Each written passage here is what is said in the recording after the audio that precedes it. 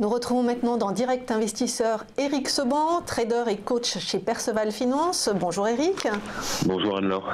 Alors vous nous proposez ce matin une analyse technique du CAC 40 et de l'euro-dollar. Alors commençons par le CAC 40. Jusqu'où l'indice, après avoir franchi les 5500 points, jusqu'où l'indice parisien peut aller à moyen terme ?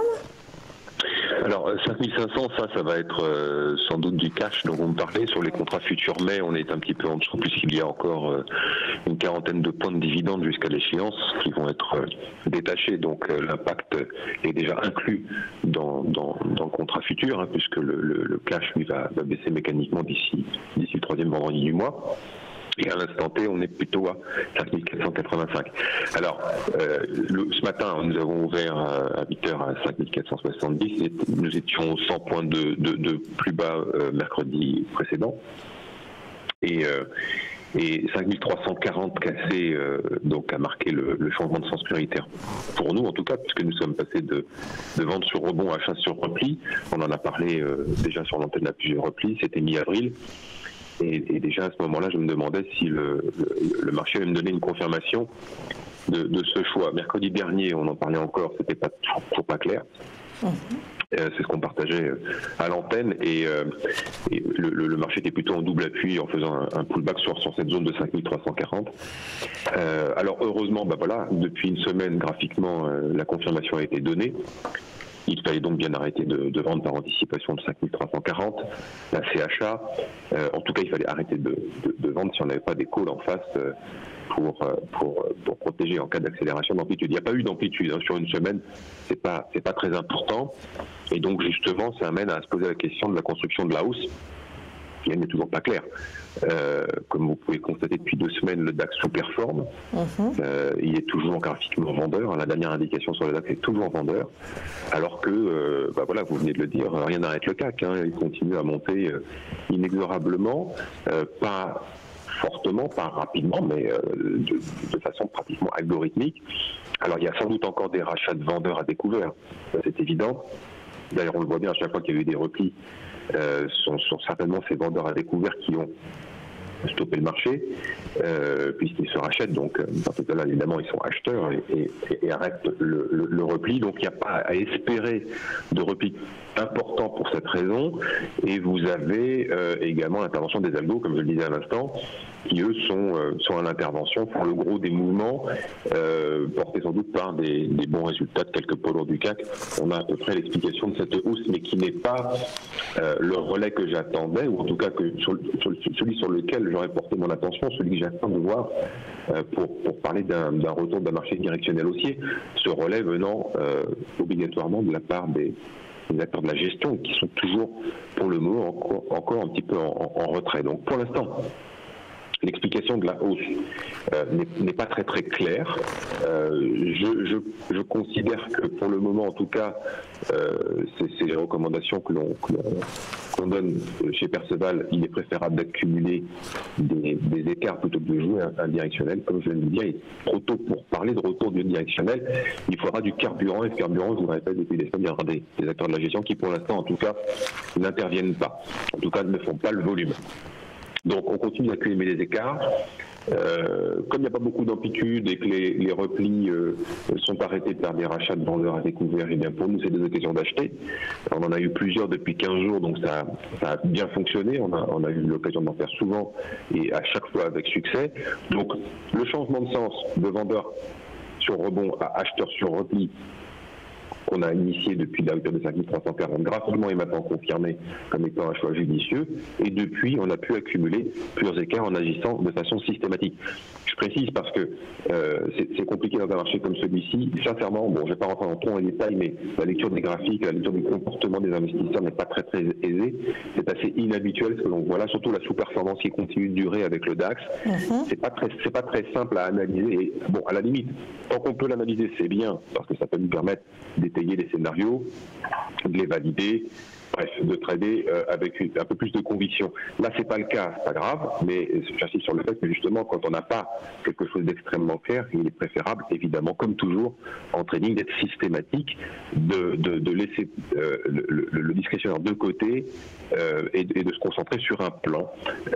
Voilà, donc ne pas jouer du directionnel, continuer d'accumuler des écarts de 20-25 points, ça reste pour le moment en tout cas ce qui paye, dans un contexte où le marché continue de monter. Alors évidemment, si on peut continuer à monter, là je vois les 3 dernières séances, le graphique d'hier que je vous indiquais, on a peu d'occasion de pouvoir rentrer maintenant sur le marché. C'est ça le problème, c'est que quand le marché est tiré par les algos, les replis ils sont assez peu fréquents et on risque d'avoir des problèmes pour intervenir. Ceci dit, c'est quand même avoir les idées claires que de le constater et ça induit un comportement qui sera sans doute pas forcément facile à vivre tous les jours, mais qui nous mettra à l'abri de faire des bêtises et qui nous permettra de saisir les bonnes opportunités quand elles se présenteront en étant systématiques. Toujours pareil. Vous nous avez parlé, Eric, de la sous-performance inhabituelle par rapport au DAX, mais c'est la même chose. On a vu, pour ce qui est extrêmement rare, on a vu que le CAC continuait à monter alors que Wall Street était dans le rouge, alors que d'habitude l'indice parisien et les places européennes sont extrêmement suiveuses de Wall Street. Oui, alors là-dessus, bon, si vous prenez historiquement, c'est pas vraiment le cas. Enfin, ça l'a été à une époque, ça l'est moins maintenant, ça peut l'être effectivement à partir de 18h.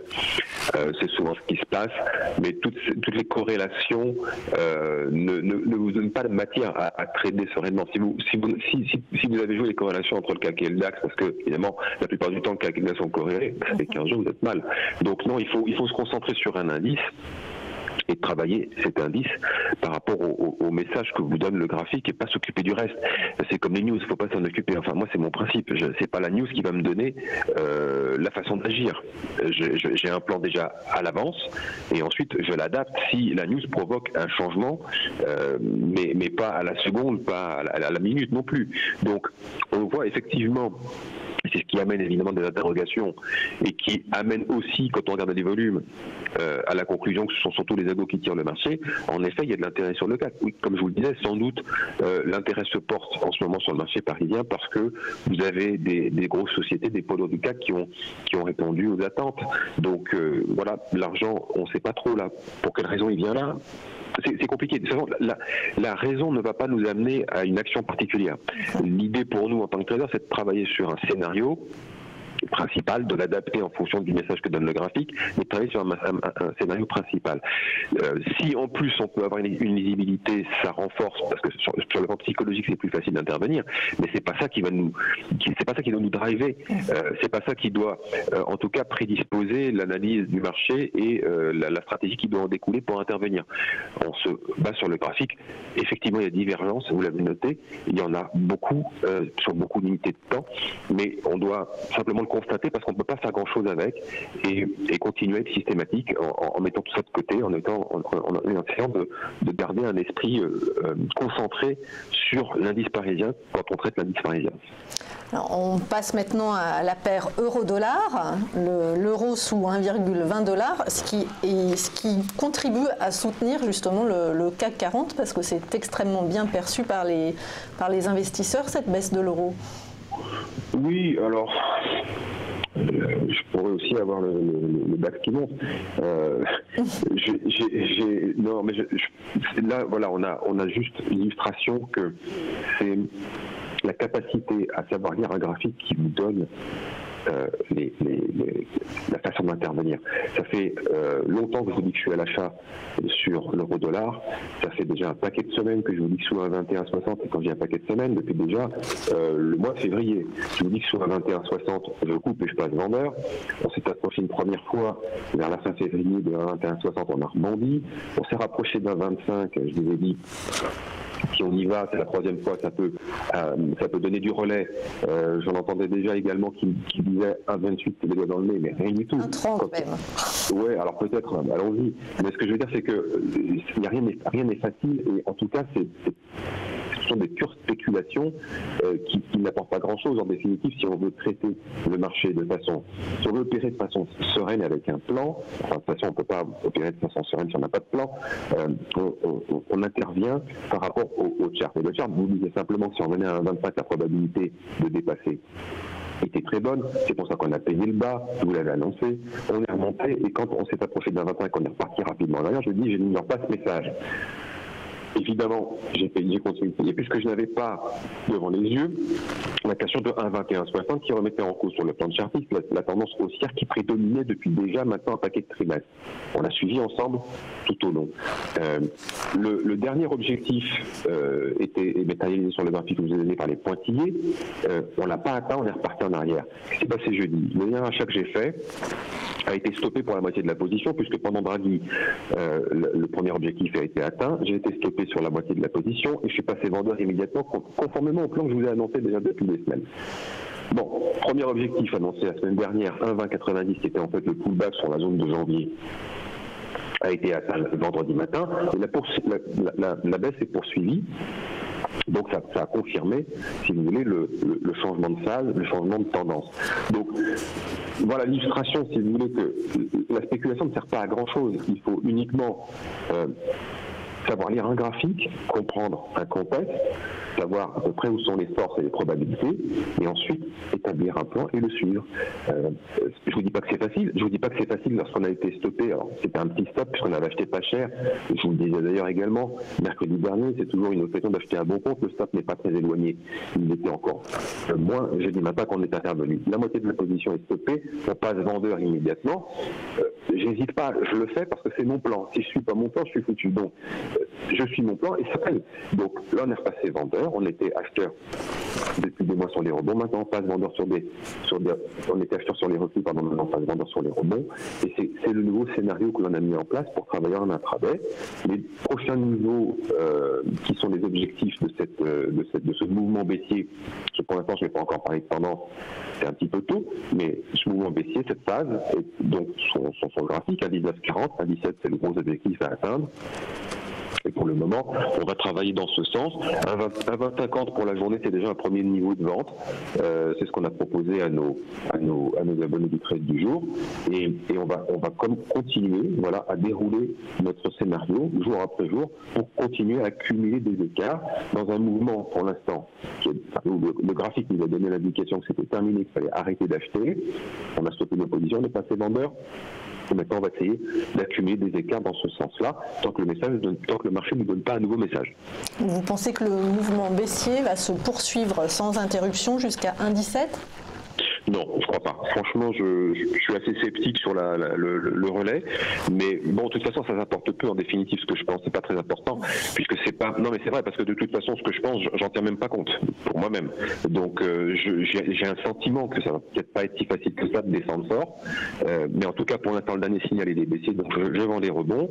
Et puis, effectivement, le gros objectif, bon, en fait, il est chartiste. Hein, vous en avez un premier, vous le voyez bien, avec la zone de novembre-décembre dernier. Vous avez déjà eu une première résistance en novembre. On a fait le pullback en janvier dessus pour repartir sur une nouvelle extension. C'est un premier niveau à 19,40 et puis le second à 17 est un niveau un peu plus important, un peu plus consistant. Y aller en ligne droite, tout est possible, donc oui, peut-être, mais peut-être pas. En tout cas, j'établis pas de scénario là-dessus. Je continue à collectionner des écarts et j'attends simplement. Voilà, comme sur le cas que je vous disais, j'attends de savoir si en définitive, en passant acheteur, c'était une bonne décision. Alors, elle est bonne parce que c'est le plan, donc je l'applique. Après, on n'a pas toujours raison. Le marché m'a confirmé qu'en effet, il avait envie de prendre de la hauteur. Peu importe la nature de la hausse. Encore une fois, si je la connaissais, je serais peut-être plus serein, ou peut-être pas, j'en sais rien. Ça m'empêcherait pas de développer mon plan et de dérouler chaque jour. Sur l'euro-dollar, c'est la même chose. J'ai un signal qui a été donné. Je change de côté, je suis vendeur sur rebond. Pour l'instant, la baisse se poursuit, ça confirme l'intérêt d'avoir travaillé de cette manière-là. Maintenant, attendez, moi je suis pas là pour deviner ce que va faire le marché. Heureusement pas, parce que si on trade en essayant de deviner ce que va faire le marché, on est foutu. J'applique le plan, et puis voilà, après, le plan, il est bon, il est moins bon, il faut le revoir en fonction de ce que fait des informations qu'on a de le graphique. C'est ce que je vais faire. C'est mon travail de tous les jours. Bon, mais alors, à suivre. Merci beaucoup, Éric Seban, trader et coach chez Perceval Finance.